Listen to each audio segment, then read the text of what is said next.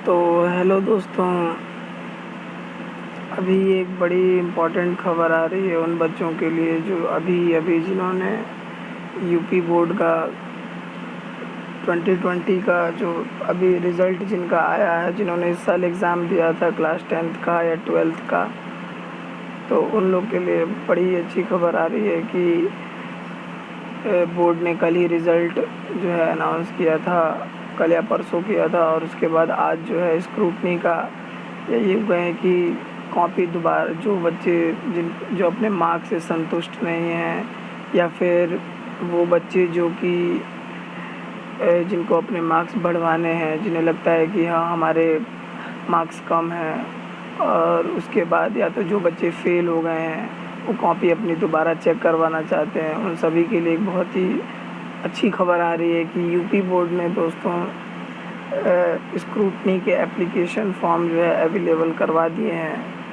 जैसा कि आप जानते ही हैं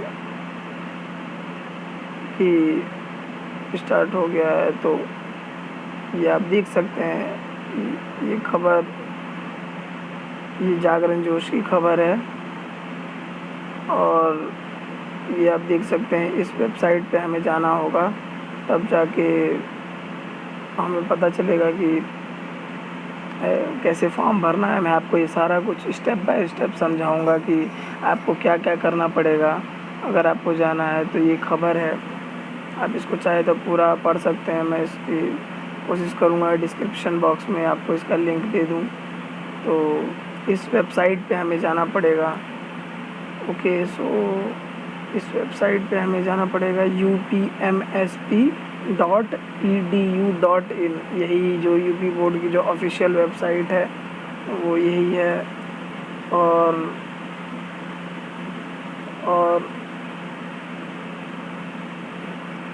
तो इस बार जो है फ़ीस की अगर हम बात करें तो जो बच्चे भी चेक करवाना चाहते हैं अपना एप्लीकेशन, मतलब स्क्रूटनी करवाना चाहते हैं, अपने मार्क्स में चेंजेस लाना चाहते हैं, उनके जो एप्लीकेशन फ़ीस है वो 500 है क्लास 10th और 12th की।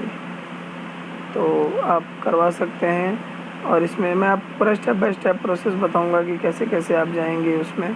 तो चलिए अब हम आते हैं इस वेबसाइट पे। तो जैसा मैं आपको बता रहा हूँ अब वैसा ही डालिएगा।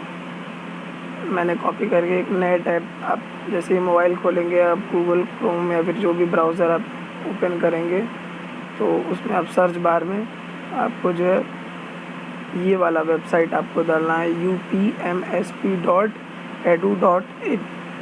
तो सीधे तौर पे आप जो है चले जाएंगे और जब आप जाएंगे तो आपको कुछ ऐसा इंटरफेस दिखेगा। ये हमारे योगी जी का चेहरा आपको दिखेगा इस पर खिलखिलाता हुआ।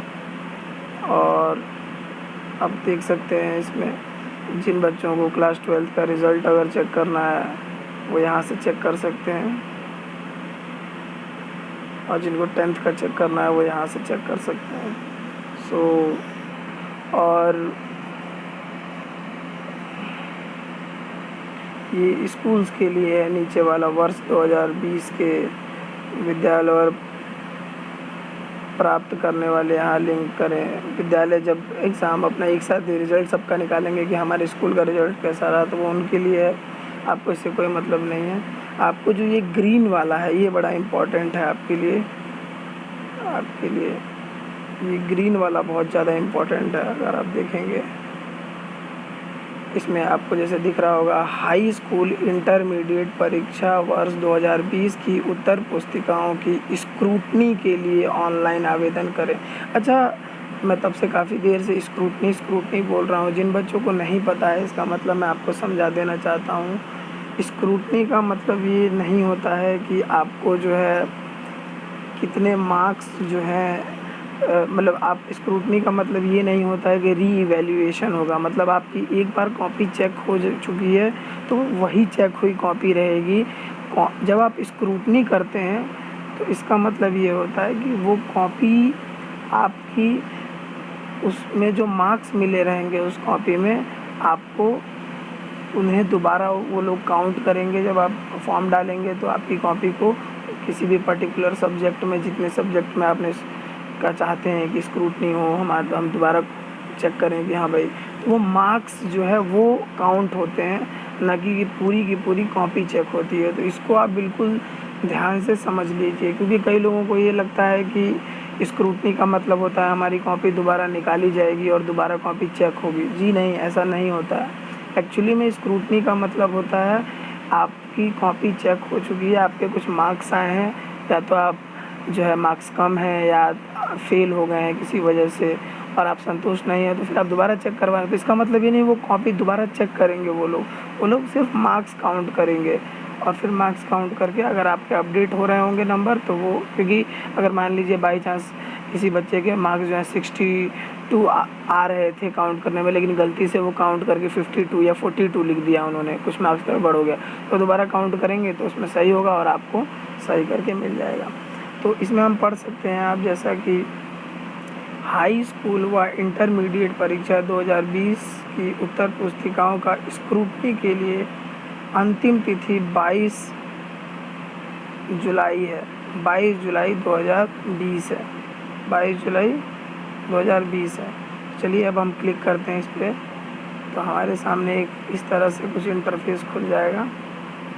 तो यहाँ से आप जो है एक जो PDF रहेगा, डाउनलोड स्क्रूटनी नोटिफिकेशन, उस पर आप क्लिक करेंगे तो आपको जो है डाउनलोड का ऑप्शन दिखा देगा उस पर कि कैसे कैसे होगा आपका, आपके बारे में जितना पूरा सर्कुलर रहेगा वो पूरा नोटिफिकेशन रहेगा, आप इसको पूरा पढ़ सकते हैं। इसमें मेनली यही लिखा गया है कि 500 रुपये जो है एक सब्जेक्ट का लगेगा, जैसे ये देख सकते हैं आप। और इस वाले वेबसाइट पे आपको जाना है, और 22 जुलाई 2020 है इसका लास्ट डेट।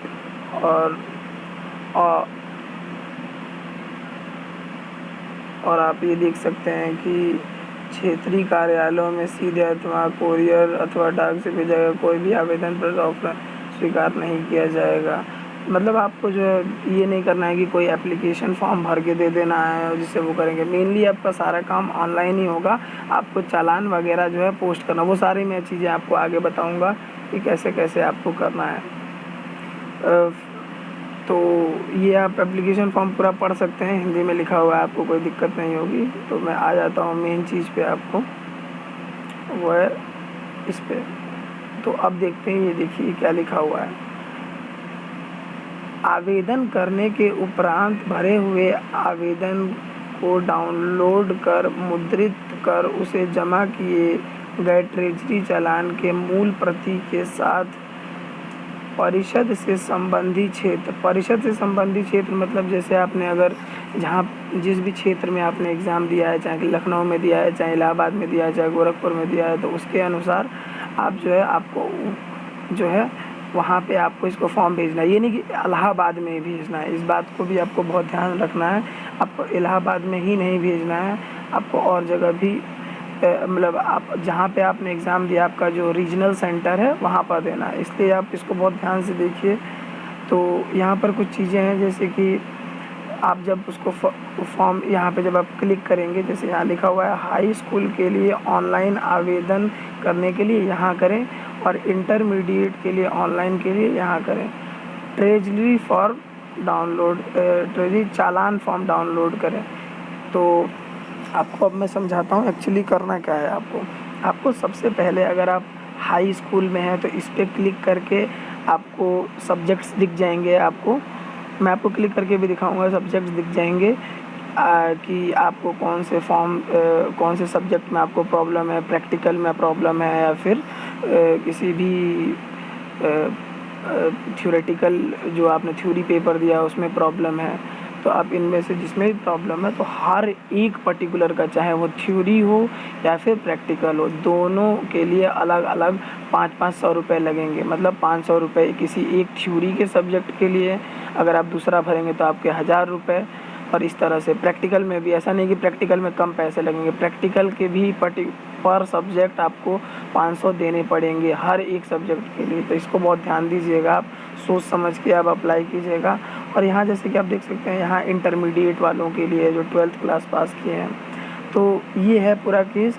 और ये जो नीचे दिया हुआ है ट्रेजरी चालान, चालान का मतलब ये है कि यहाँ पे आपको एक दिखेगा और नीचे उसी जो अब जब मैं क्लिक करके आपको दिखाऊंगा तो वहाँ रीजनल सेंटर आपको सारा कुछ दिया रहेगा। तो आप जब अप्लाई करेंगे तो फिर इंटरमीडिएट के अप्लाई करेंगे तो वहाँ से एक दिखेगा आपको, और एक चालान डाउनलोड करेंगे आप, उसका फॉर्म जो है इसको आपको ऐसा दिखेगा जब आप डाउनलोड करेंगे। तो इस तरह से क्लिक करने के बाद ये इस तरह से आपको जो है फॉर्म भरना रहेगा। IFSC कोड, जिस व्यक्ति या संस्था के नाम पे धनराशि, सारा हिंदी में है। अब सारा फॉर्म भर लेंगे। अगर आपको दिक्कत होगी तो मैं इस पर अलग से वीडियो बना दूंगा कि कैसे भरना है चालान को। इस तरह से सारा कुछ हिंदी में, आपको कोई दिक्कत नहीं आएगा। रोल नंबर वगैरह ये सारी चीज़ें कि कौन कौन सा क्या है, कितने सब्जेक्ट्स का है, फिर आपको कितने क्या डिनोमिनेशन, आप क्या नोट आपने जमा किए हैं, है ना, और यही सब धनराशि आपको लिखनी है। और ये सारी चीज़ आपको पढ़ के आप भर सकते हो इसको, और इसको आपको बैंक में ले जाके इसको जमा करना है। ओके, आपको ये ट्रेजरी जो चालान है इसको आपको बैंक में ले जाके आपको जमा करना है। आपको पैसे जमा करने हैं, वो आपको इसमें से ही फाड़ के रसीद दे देंगे। और उसके बाद आपको रसीद को और ये जो आपने फॉर्म भरा है उसको आपको जो है पोस्ट से कर देना है। और ये सारा काम आपको 22 से पहले आपको करना पड़ेगा, 22 जुलाई से। ओके, तो फिर चलिए हम आते हैं इंटरमीडिएट के ऑनलाइन वेबसाइट पे। तो जैसे कि आप सब जानते हैं कि मान लीजिए हमने कोई भी रिज़ल्ट आपने चेक किया, मैं किसी भी स्कूल का रिज़ल्ट चेक कर लेता हूँ।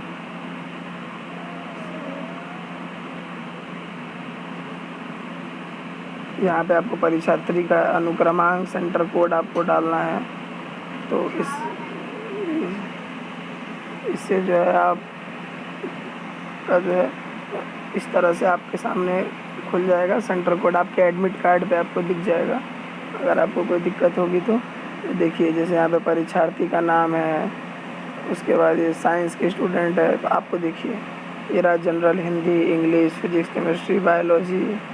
उसके बाद प्रैक्टिकल के लिए ये रहा आपका ये सारा कुछ। तो जो जितने भी आपको, जैसे आपको हिंदी में भरना है, चाहे इंग्लिश में भरना है, आपको जैसे भी भरना है, तो आपको जितने भी आप प्रैक्टिकल में भरना है। तो अब देखिए, जब मैं यहाँ पे कुछ क्लिक नहीं कर रहा हूँ तो यहाँ पे 0 रुपये हैं, है ना। मैंने एक सब्जेक्ट का अगर क्लिक किया तो देखिए मुझे 500 है। जैसे इस लड़की का अगर इसको करना है तो जैसे फिजिक्स और केमिस्ट्री में इसके कम है तो ये 500 किया। और मान लीजिए भाई प्रैक्टिकल में तो 30 ही मिले हैं तो ये तो करेगी नहीं, लेकिन फिर भी देखिए अगर आपको प्रैक्टिकल में भी डाउट है तो आप 500 रुपये और देना पड़ेगा, आपको 1000 रुपये हो गए। ऐसे ही आप क्लिक करते जाएंगे, जितने में भी आपको दिक्कत है आप सारा करेंगे, आपको पैसा होगा। यहाँ पे जितने रुपए आपने जमा किए हैं वो लिखने हैं आपको। 2000 जमा किया आपने, अगर 2-3 सब्जेक्ट का आप कर रहे हैं तो, या 2 इधर तो 2 का आप कर रहे हैं तो, या 3 का कर रहे हैं तो 1500 रुपये। और यहाँ डिपॉजिट 1500 आप डाल देंगे। और उसके बाद जो आपने जो है चालान नंबर आपको देंगे बैंक वाले, जो आप उसको मैंने आपको दिखाया था ना PDF चालान का, तो वहाँ पे आप डालोगे, चालान नंबर देंगे आपको। और ट्रेजरी में शुल्क जमा करने के कब आपने पैसे जमा किए वो डेट लिखनी है, कौन से बैंक में आपने जमा किए हैं वो यहाँ लिखना है। इस तरह से चालान नंबर यहाँ, डेट यहाँ और बैंक का नाम यहाँ। और उसके बाद चालान की जो है आपको कॉपी जो है फ़ोटो खींच के और अपलोड कर देनी है यहाँ पे चूज़ फाइल पे। ओके, आपको यहाँ पे करनी है चूज़। जब आप इस पर क्लिक करोगे तो आपको ऑप्शन दिख जाएगा उसका, चूज़ फाइल का। आपको पूछ लेगा कि कौन सा आप फ़ोटो खींच लेना और उसको आप डाल देना। और आपका जो है इम्पोर्टेंट, सबसे इम्पोर्टेंट, भेजना कहाँ है। सबसे ज़्यादा बच्चों को डाउट यही आता है, जैसे इस बच्चे को यहाँ भेजना है। अब आपको यहाँ नहीं भेजना है, आपको ऐसे ही लिखा हुआ आएगा कि हाँ आपको कहाँ भेजना है, पता जहाँ आवेदन एवं चालान भेजना है। तो जब ये सारा भर लेंगे आप, इसको सेव करेंगे आप, तो उसके बाद आपको सेव हो जाएगा। और उसके बाद इसको और चालान को दोनों को जो है सेंड कर देना है आपको। यहाँ लिखा गया है ना कि पता आवेदन भेजना, और इसमें बड़ा इम्पोर्टेंट लिखा गया है कि आपको रजिस्ट्रेशन का निर्धारित तिथि तक, निर्धारित तिथि तक आवेदन शुल्क के साथ चालान और जो आपने एप्लीकेशन फॉर्म ये जो भर रहे हैं आप, इसे ही एप्लीकेशन फॉर्म भी कौन कौन से सब्जेक्ट्स में आपको चेक कराना है वो सारा कुछ करने के बाद आप इस पर सेव पे क्लिक करेंगे तो हो जाएगा। अभी मैंने ये पूरा भरा नहीं है इसलिए आ रहा है ऐसा। अब जैसे ही डिटेल भर देंगे आपको आ जाएगा और बस आपका कंप्लीट हो जाएगा और आपको इसको सेंड कर देना है पोस्ट से। आपके पास जो भी डाकघर है आपके पास तो उससे पोस्ट कर दीजिएगा। आपका जो है फिर कॉपी दोबारा से जांची जाएगी, नंबर बढ़ने होंगे तो आपके बढ़ जाएंगे आप आराम से। तो नंबर बढ़वाइए। तो बेस्ट ऑफ लक। मैं आपसे मतलब उम्मीद करता हूँ कि आप इस वीडियो को लाइक करेंगे, अपने दोस्तों में शेयर करेंगे जिस भी प्रॉब्लम होगी, क्योंकि आपको समझाने में बहुत टाइम लगेगा। तो मैंने मेहनत की है तो बाकी अपने दोस्तों को भी भेज दीजिएगा आप, ताकि उन्हें भी समझ में आ जाए अगर किसी को ज़रूरत हो तो, है ना। और लाइक ज़रूर कर दीजिएगा, बहुत मेहनत लगी है वीडियो बनाने में, प्लीज़ आपसे प्रार्थना है।